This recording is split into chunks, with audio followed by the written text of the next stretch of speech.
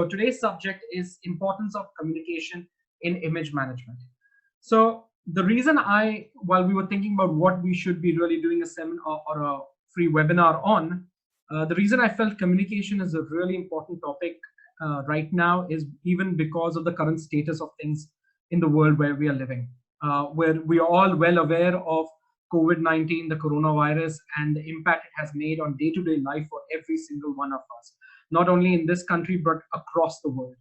Um, in this point of time, it is very important for every one of us to obviously stay at home, stay safe, but it's even equally important to make sure that the communication that we have is positive, it's effective, and it's not creating chaos or panic. That's a very important aspect in this crisis. The communication, if it is not effective, can create mass hysteria today. And we are all seeing that when we see this happening in on the news channels, where sometimes someone else is reporting something, whereas someone else is reporting something else.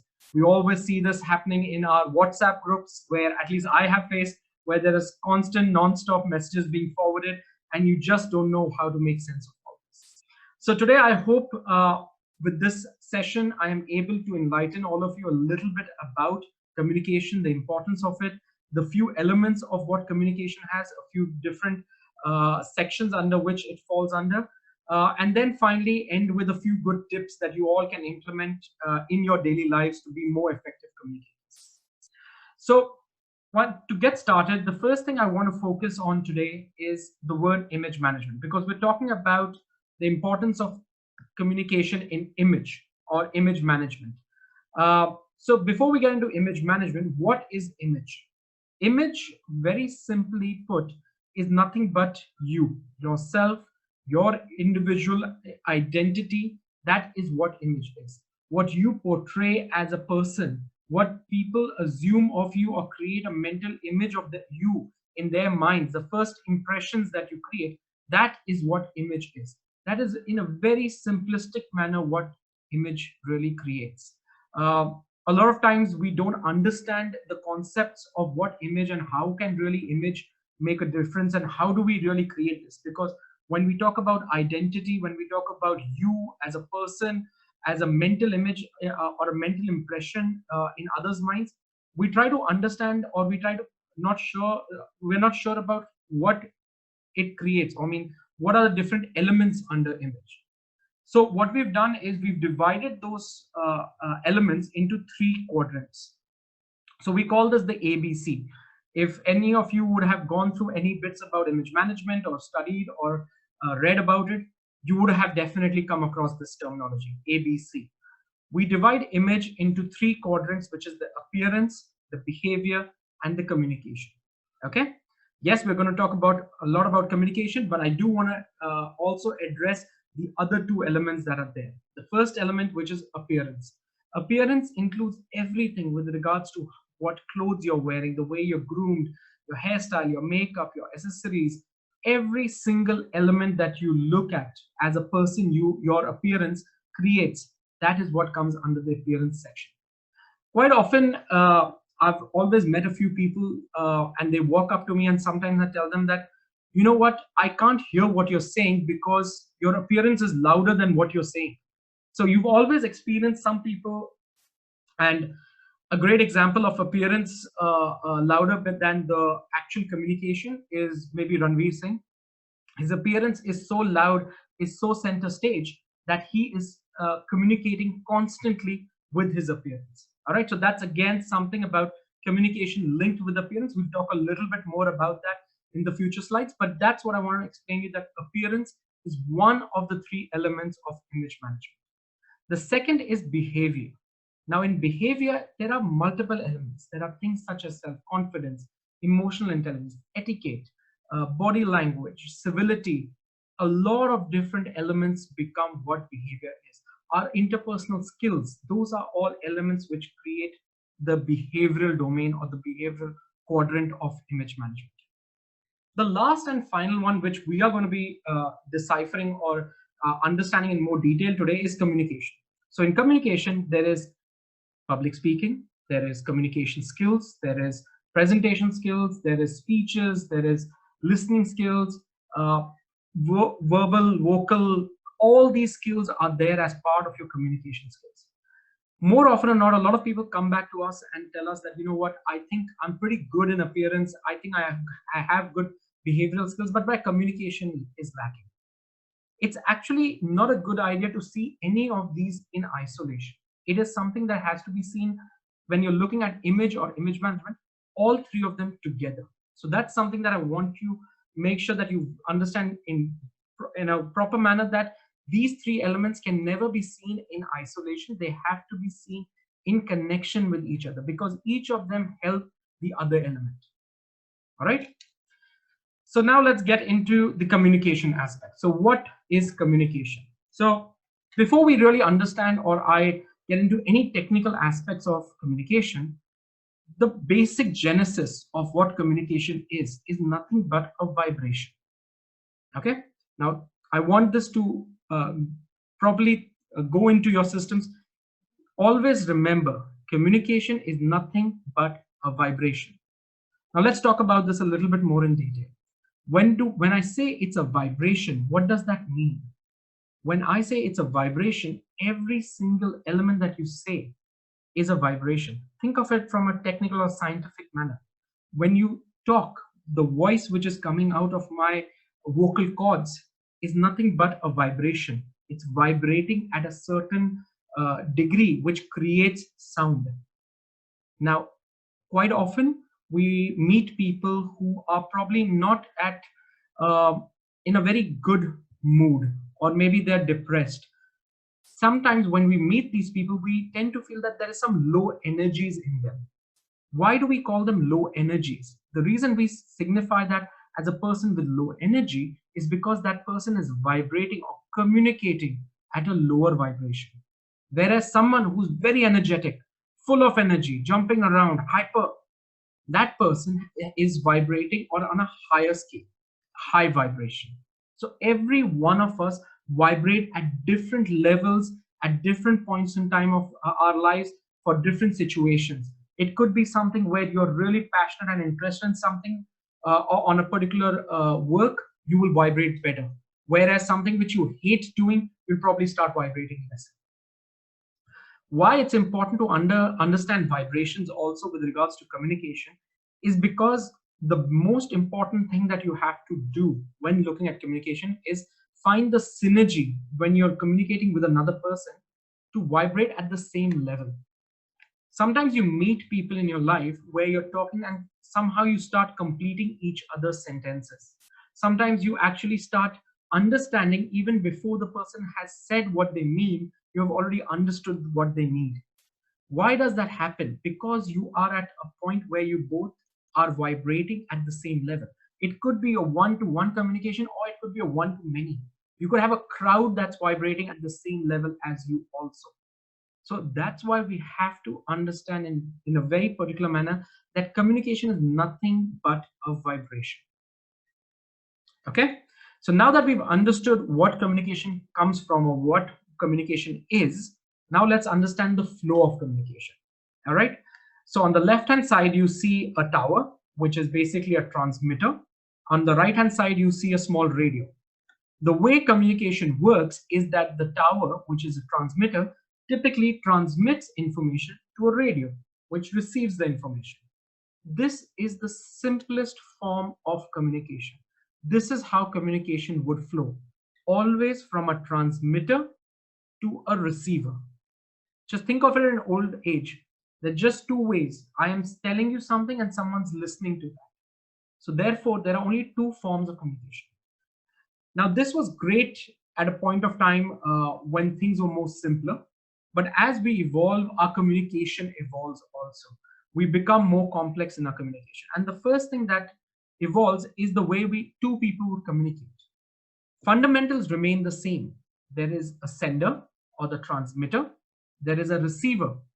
So the man on the cartoon male person is the sender, and the cartoon female person is the receiver.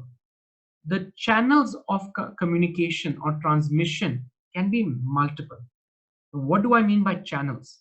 So channels could be, let's say, an electronic channel, could be a phone, could be a message, could be WhatsApp. It could be an in-person. You could be talking to them in person. It could be something where you're presenting to someone, maybe one-to-one or one-to-many also. So channels of communication can change. A great channel of communication is social media. So you are a sender who's sending information, and there's someone on Twitter who's reading your tweets, who's the receiver. So that's, again, a channel of communication. So it stays the same. If you look at the previous slide, which I showed you about the tower with the radio, it's exactly the same. But now comes the second level. The sender or the receiver has now become the sender, and the sender has now become the receiver, because there is a feedback that is going back to the male by the female. So now you understand how it becomes a circle. This is the form of flow of communication which we call conversation, or something which is an ongoing flow of communication. Now that we understand that this is the form or the circle of communication, there is one more element which has become a very important element. That is the noise.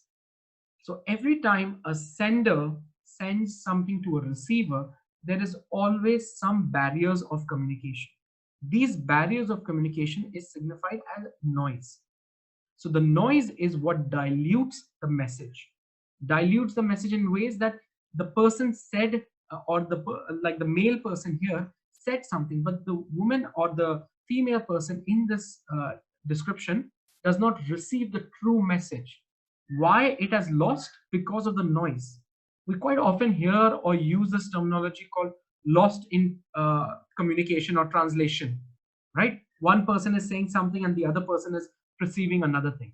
That happens because of noise. So this is another way of looking at flow of communication. It still says the same fundamentals of transmitter and receiver.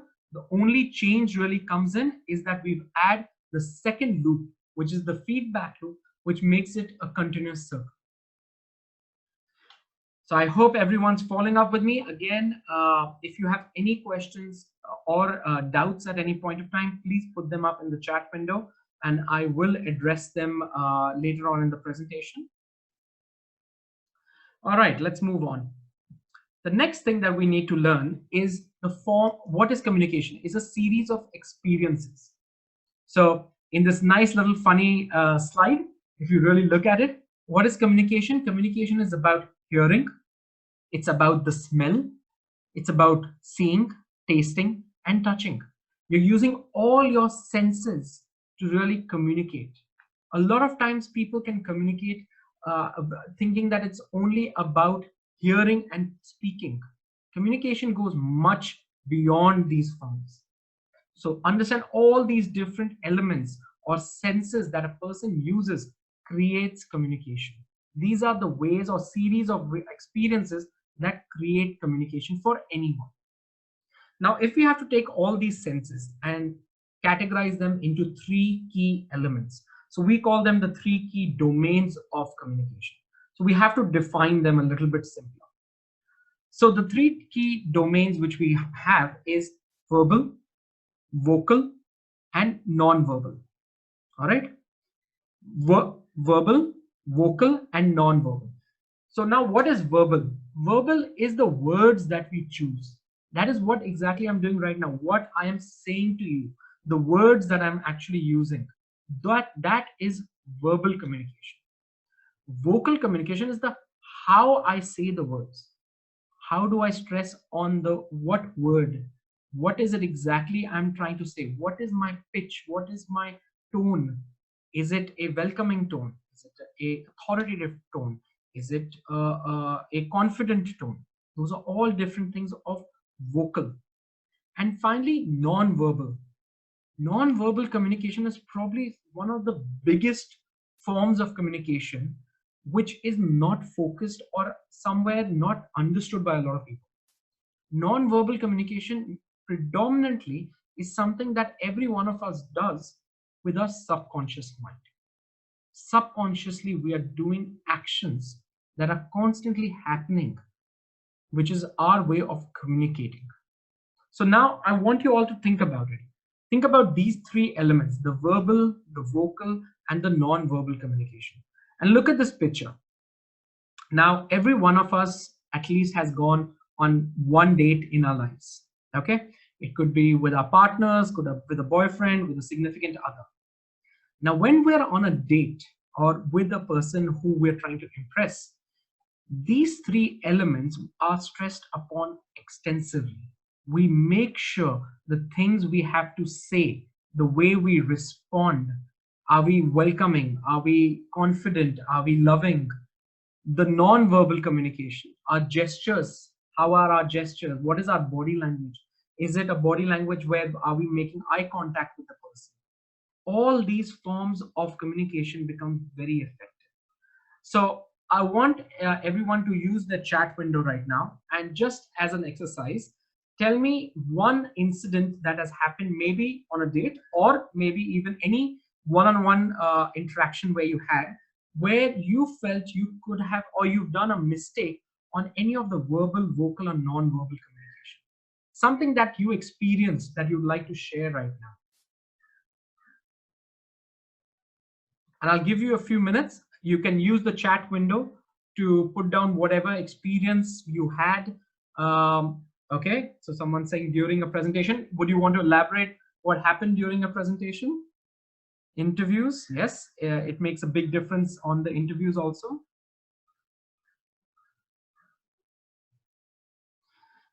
Okay, one of you says that you always have a vocal issue. Okay, let's try to address that in the next slides.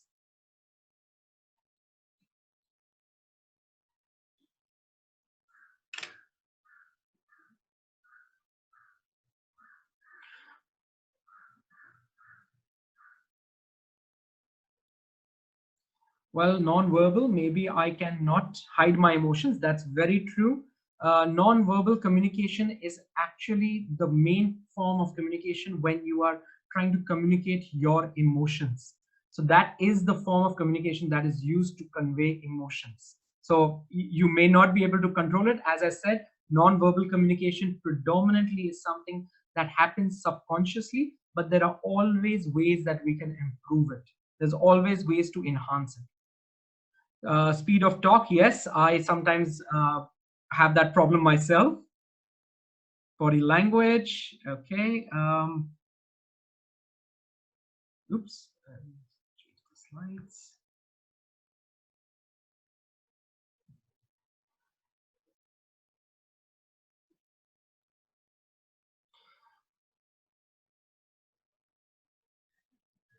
So a person has shared, in my earlier days, I used to be a very soft-spoken. People used to consider me unsure. Yes, that can happen. That's what happens with your aspects of vocal communication, because different tones, different pitch, different volume can make you portray you in a certain manner. Okay, I'm loving this feedback that I'm getting here, but we will move back to it, and I will come back to the chat window later on again. Sometimes I find it difficult to explain myself. Lack of information creates lack of confidence. Yes, lack of information does create lack of confidence. 100% I agree with you. So we all agree that there are many ways that these three elements can help us create a better image of ourselves. These three ways of focusing on our verbal, vocal, and non-verbal communication, we can actually start becoming more effective communicator. All right, so let's understand each of these elements a little bit in more detail. So the first one is effective verbal messages. Okay, so now to understand verbal messages, we need to understand what we mean by verbal messages. Verbal messages, as I said, are the words that you select to communicate. The important thing is, these are three tips that I can give you right now. The first thing is, you have to start to learn how to be brief, crisp, and organized. All right, let's focus on this one. Quite often, a lot people use this aspect of KISS, keep it short and simple. I'm sure everyone's heard of that one also. It's important to be short, simple, crisp, because what you can explain in 10 words, why explain it in 20? It is more effective if you get to the point of what you're trying to say versus just using words to elongate your statements. Also, when you use ways to elongate your statements, you tend to look unsure. You tend to look, you do not have the confidence on the matter of what you're talking about. So very important to keep it brief, crisp, and organized. That's the first thing that we need to do when looking at verbal messages that we're sending. The second thing is we are free of jargons. We're constantly using jargons. I mean, I can tell you at our office at ISIM also, we're constantly using jargons. We need to understand that jargons are good to be used. So, they are there to be used, but sometimes the other person who you're speaking to does not necessarily know the jargon. So it's important to not to use jargons wherever possible. And if you have to use a jargon or you are used to using this jargon, make sure you explain it and check if the person understands it or not. Third, and the last thing is, do not create confrontation. The most important thing is, sometimes most basic of confrontations or misunderstanding are because you used a certain word which was misunderstood by the another party. So therefore, whenever you're using any kind of verbal messages, make sure they're in a positive light. Make sure they're not something that creates a misunderstanding or a confrontation with the other party. So it's very important to focus on these three key elements when looking at verbal messages. Next is vocal messages. Now, I remember somebody said that I was soft spoken. Yes, that's an aspect of your pitch and your volume, the tone, the pace at which you speak. These are all elements that showcase a person to be confident, not confident, effective, not effective in their communication. The example that you see on your screen, I didn't say you were stupid. I didn't say you were stupid. And I didn't say you were stupid. Now think about it. If I put the stress when I'm saying the statement on the word which is highlighted for the statement, it changes the meaning of what I am saying. For example, I didn't say you were stupid. That could mean I didn't say it, but I emailed it. I might have texted it. I might have some other form of communication used and conveyed it that you are stupid. Versus, I didn't say you were stupid. Now think about it. You is the where I have put the stress. The meaning of the statement has completely changed. I didn't say you. I said someone else was stupid. And the last one, I didn't say you were stupid. I said you were intelligent. So now look at this. Just by simply putting the stress on a certain word in a statement, the same statement has three different meanings or can be understood by the party in three different ways. So it's very important to make sure what tone we are speaking at, what pitch we are speaking at, where on which words are we putting in the stress, and what pace is of our voice. So that's vocal messages. Now comes to the non-verbal communication or the non-verbal messages. As I said earlier, this is probably the most primary form of communicating your emotions. When people have certain emotions, this is the communication medium that is used to convey messages. When you're happy, you tend to smile. You don't tell your brain that I think I'm happy now, so I should smile. When you're sad, you frown. These are facial expressions, which are sometimes communicating emotions. More often than not, we are not able to control all our non-verbal messages. Everyone has these few little things that they do which are unique to themselves. If you've ever seen anyone playing a game of poker, the people who are really good at playing that game are the people who have mastered the skill of understanding non-verbal messages or non-verbal communication. Certain people have a habit of just putting their hand over here when they're trying to think about something. These are body language techniques and things which are created in you. Facial expressions, postures, gestures. These are all things that communicate a message. So we need to understand these non-verbal communication methods to really become more effective when we're communicating. Non-verbal communication, I will say, is probably the largest form of communication which anyone can really start mastering. It is one of the most challenging ones and one of the ones which require a lot of study and practice. So that's non-verbal communication or non-verbal messages. So these are the three elements that we spoke about that create communication or effective communication. Now let's understand a few tips, and I will just talk talk about a few of them, and then after this I'll talk a little bit about the courses also, as I said earlier. So the first tip to become a good, effective communicator or a good communication skills is maintaining eye contact. When you maintain eye contact, it creates two things. It creates an instant connection. It creates a presence of mind where the other person starts focusing on what you're saying. And more importantly, if you are nervous, if you have some nervous energy built up in you, that nervous energy reduces. It won't go away, but it will definitely reduce. So maintaining eye contact is probably the first and one of the most important elements to be a good communicator. The next thing is listening actively. Now, in today's day and world, every one of us love the word multitasking. We are multitasking every single thing. We are listening, we are writing, we are communicating, we are writing an email between a conversation. Sometimes we are listening to our partner at the same time we are texting someone on our phone. Those are all great activity skills that you've got and multitasking skills. But when you are trying to communicate and you're trying to be an effective communicator, you have to be an active listener. You cannot be a person who is multitasking. So to be an effective communicator, put the phone aside, keep the multitasking aside, and focus on the listening. That's the second thing. The third thing is body awareness. As I said, a lot of times we create body language, which is subconsciously gestures, actions, postures that we have, which we're not even aware of.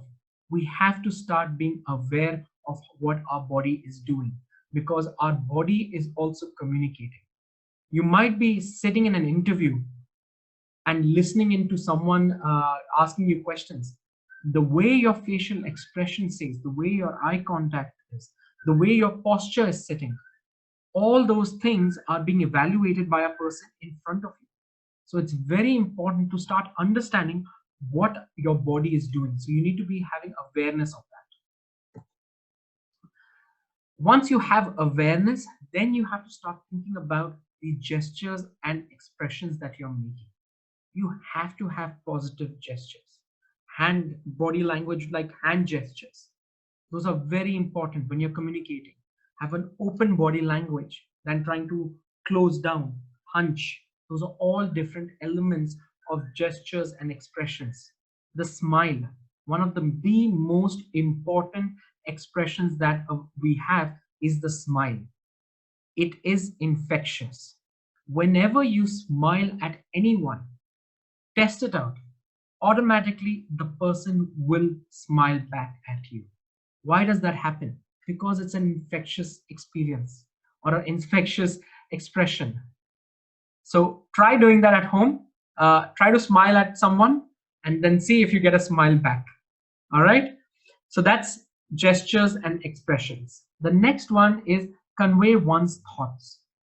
It's very important. This is where your verbal communication comes into play. You need to learn how to paraphrase.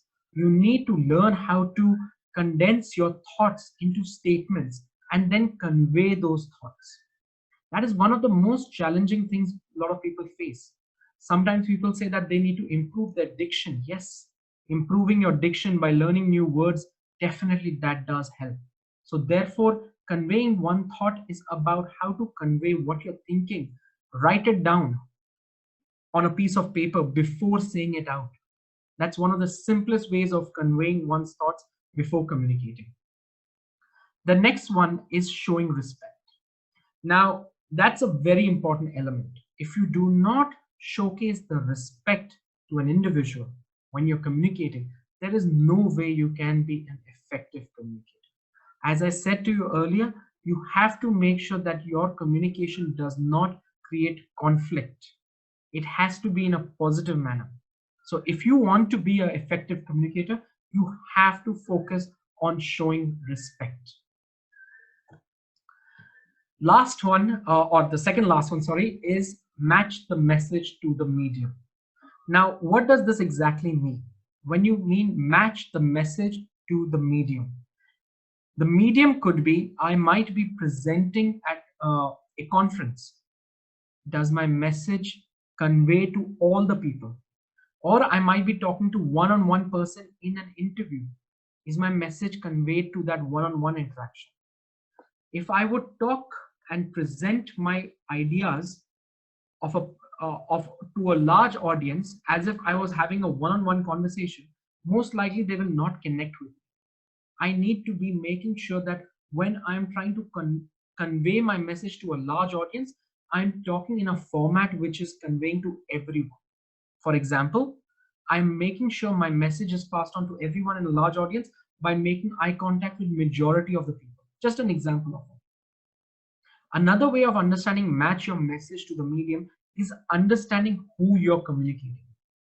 Who is your target audience? Who are the people that you're speaking to or you're communicating to? Understand what it exactly is that they're trying to understand or communicate with you. So therefore, match your message to your medium is very important for you to understand who you're communicating to, as well as make sure that whatever scenario, environment you're in connection with those people, individually or groups. The last one is about keeping it positive. Now, for example, a lot of times we use the word I will try. All right. So what does that mean? Try is neither a yes or a no.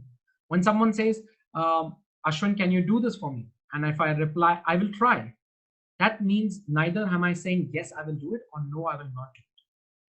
So the important thing to remember is there is nothing called try. A way of positive communication is say that, yes, I can do it, or no, I can't do it. That's perfectly fine. But by saying, I will try and I will maybe try, that's not even being positive about it. That's not even being an effective communicator, right? So being a positive, keeping it positive is very important. I will or I won't versus I will try, right? So that is about keeping it positive.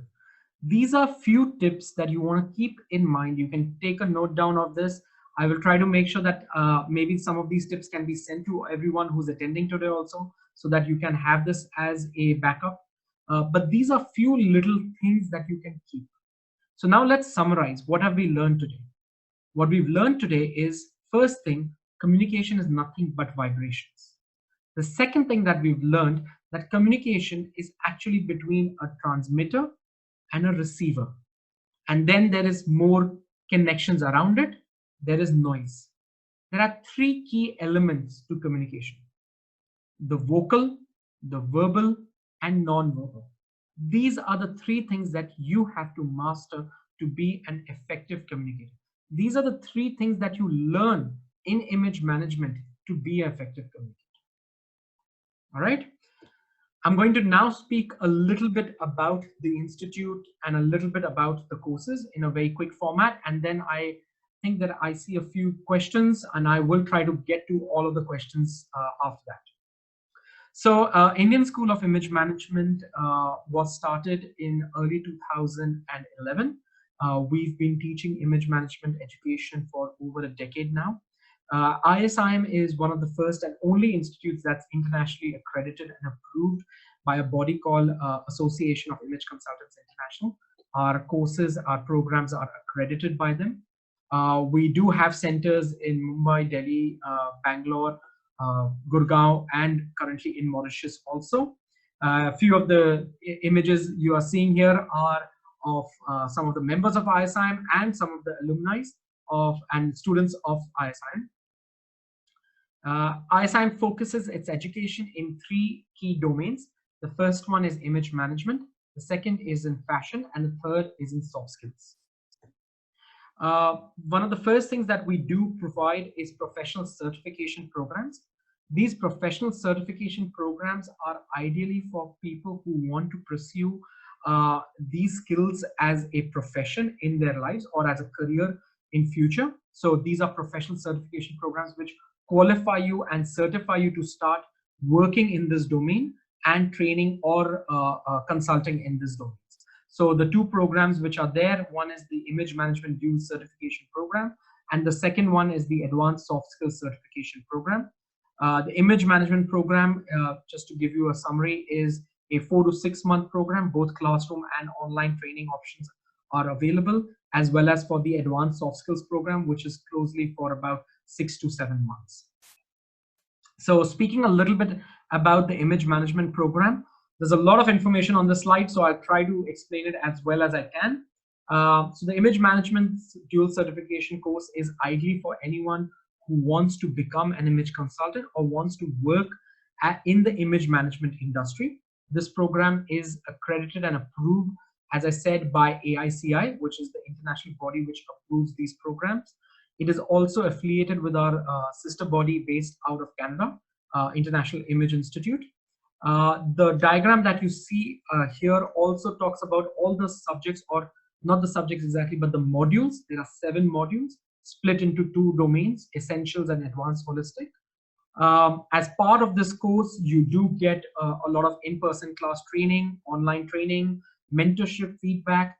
There's a lot of career guidance, support, business guidance, fellowships that are provided. And I'm sure if you have more questions, I can address them also. You do get all the books, systems, processes as part of this course itself.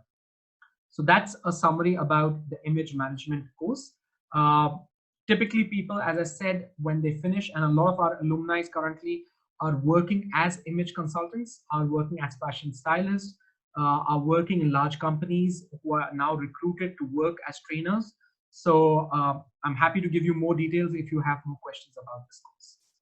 The next one is the Advanced Soft Skills Certification Program. Again, this is a certification program for a professional certification program. It includes classroom training. The subjects you can see over here are about 11 different modules. There are close to about 37 to 38 different subjects that you study as part of the course. It's one of the most extensive advanced courses in soft skills in the country.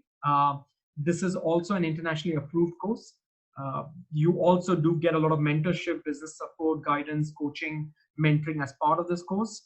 And yes, that's the Advanced Soft Skills course. So anyone who wants to either improve their soft skills, improve their communication skills, wants to become a corporate trainer or start up their training business, this is a course for them. So these are the 2 professional certification courses. The third course is an executive course.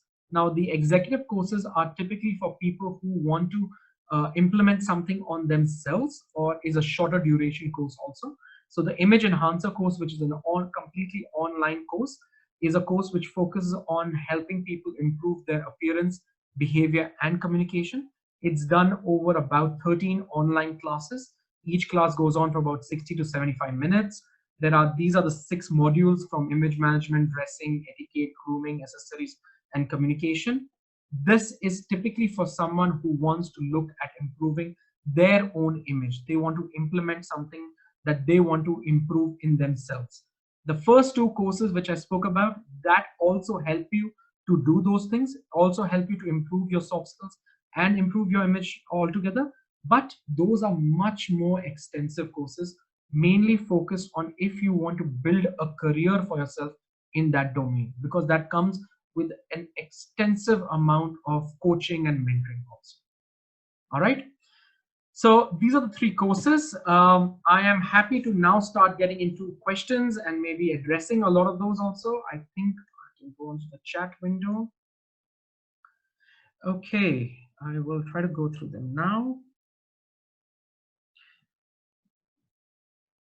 Okay, the first question is how to choose words, as you said, for verbal part of communication. Pitch tone plays a vital part, and it can be learned via practice only. Does this program gives the opportunity as well as along with the vocabulary enhancement? Okay, there are three questions as part of that. I will try to address all three of them.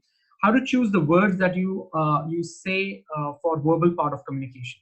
So it's very important. There are few techniques and tips that I can give you right now, but there is a lot that we teach in the courses also. So the first thing that you can do is, as I said, write down what you want to say. The problem happens is you're not able to pick the right words because you're trying to do an extempo. An extempo is where if you're trying to say things at the moment, on the spirit of the moment, you haven't thought through it completely. So therefore, when you write down a script, you practice that script, you hear yourself, that's when you understand right words. How to improve and add more words? There are many ways. You can improve your diction by just downloading a few apps which can simply teach you new words every day. There are really nice ones. I can try to send them across to you, but if you just go on to the app stores of your phones, I'm sure you can find them. But that's a good way, learn a word every day kind of a concept. All right, so that's an important thing. How to use the words? I would start suggesting you to write down what you want to say and then say it out loud. Pitch tone plays a vital role, and it can be learned via practice only. Yes, it can be learned over practice only, but first you need to understand what is the way that to manage your pitch and tone. For example, pitch has a lot to do with breathing. How your breathing is. Are you shallow breathing? Are you breathing from your diaphragm? Where is the voice resonating from? So a lot of those things that you have to learn to then start working on practice. Your pitch and tone does not only mean you want to start listening to Amitabh Bachchan and have a deep tone and have a deep voice like him. That will not really help you. You need to understand what is the technique to do that, and also evaluate what are the things that you're missing and not doing correctly. Does the program give the opportunity as well as along with the vocabulary enhancement? The courses, yes, focus a little bit on the vocabulary enhancements also, but mainly focus on the aspects of the vocal as well as the non-verbal communication, because those are the ones and the techniques that you have to keep learning. The vocabulary is something which is an ongoing process. I don't think even today I have finished and mastered my vocabulary. I'm constantly learning new things. So what I would say is that is an ongoing process. Don't see that as a short-term process. Okay. Let me try to get some of the other questions.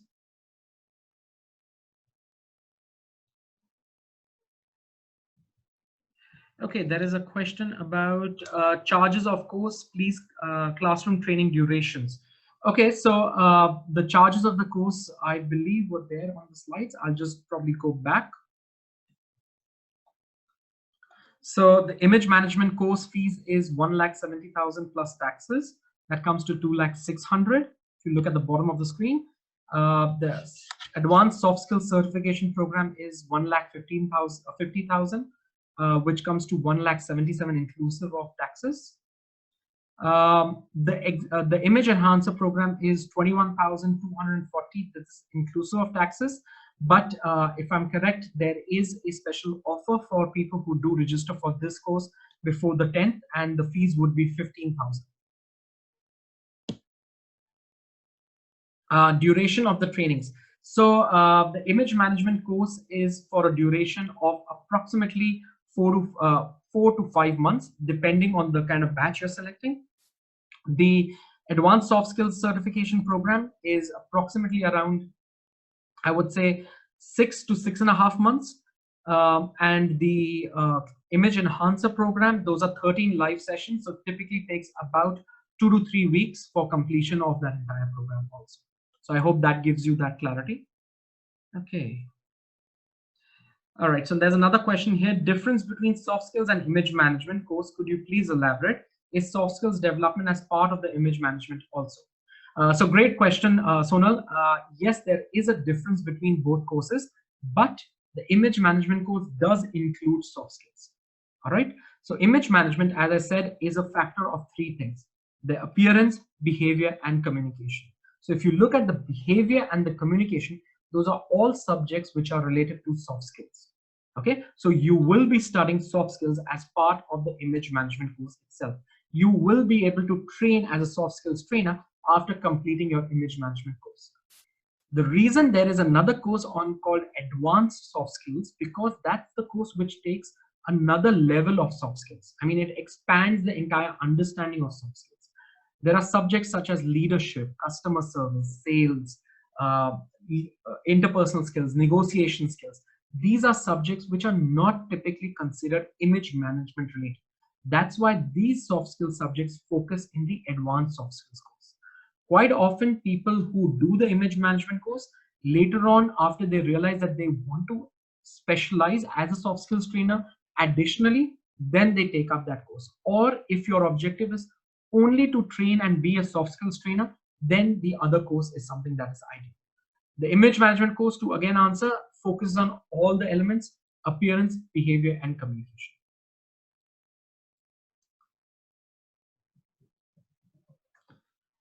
In case you are a soft skills trainer, from where, which course shall we create the content? All right, Shagun, if I'm understanding your question correctly, I believe you're saying that you are already a soft skills trainer, and from where, which source shall we create the content? So I'm assuming that you're probably interested more than in the image management course.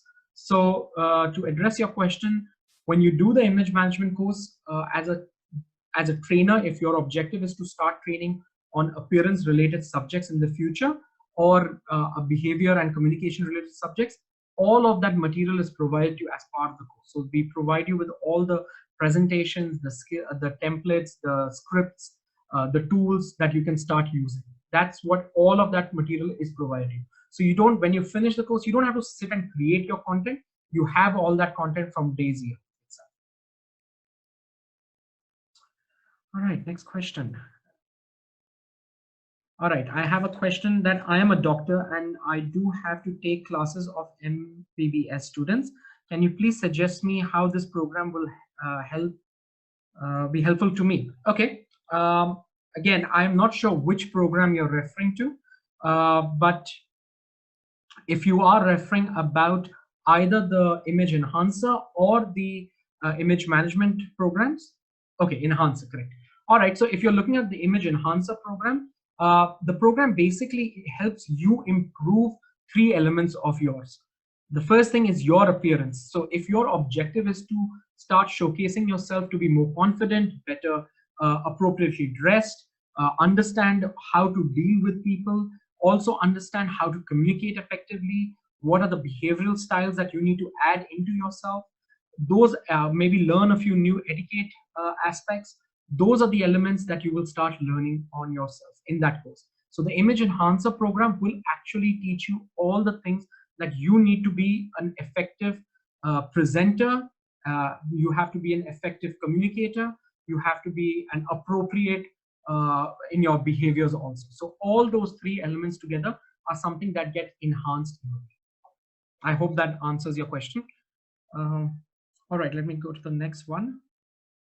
How and where we have to enroll? Will we be getting certificate for the online course? Yes, if you would like to enroll for the course, all you need to do is probably reach out to us on the email ID I will put up on the screen right now. Let me just put that up right now. Yep, that's the screen, the info email ID. You can just write to us for enrolling into the course. One of our representatives, counselors will get in touch with you, whichever course you're interested in. We will help you with the enrollment process. It's not that complicated to enroll. So you can just get in touch with us. And yes, I think my colleague has also shared the email ID on the chat window. So you can just simply send out an email to info@indianschoolofimage.com and we'll get back to you. And she has also put up the mobile number. So if you have a question, and if you can just simply reach out to us on that number itself.